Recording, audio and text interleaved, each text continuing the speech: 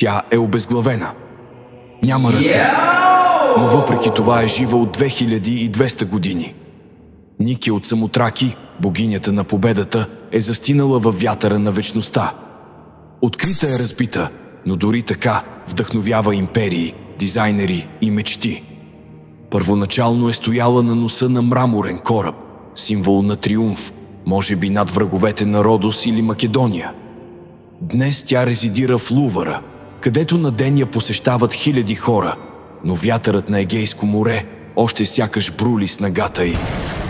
Статуята изобразява богинята Нике, кацаща на носа на военен кораб, облечена в фин хитон и на метало, оформени така, че вятърът сякаш ги развява.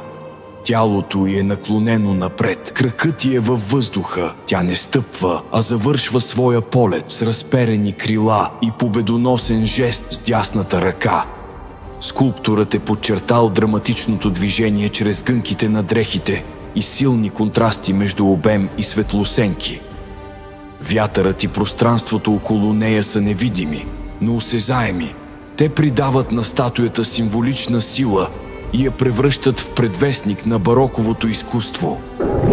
Според нови изследвания, статуята на Нике е била поставена на остров Самотраки, така че да се вижда от долината, по уста на реката, а не в открит фонтан, както се е смятало по-рано.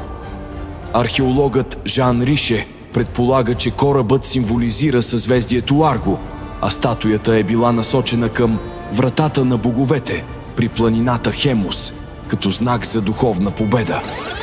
Ники от Самотраки е издигната като вотивен дар към великите богове, най-вероятно в благодарност за голяма морска победа, като например битките при Мионисус и Магнезия през 190-189 година преди новата ера. Статуята символизира божествена намеса и спасение в битка или буря, покровителство, което мистериите на Самотраки обещавали на посветените. Най-вероятният дарител на статуята е остров Родос, а авторът – скулпторът Питокрит от Родос, представител на прочутата родоска школа.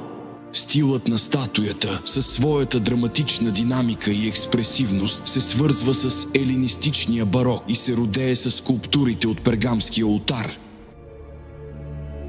Нике от Самотраки е не просто статуя, тя е красив гръм от мрамор. Богинята на победата, която каца с разперени криле и замръзва в движение, сякаш самата вечност я е изваяла.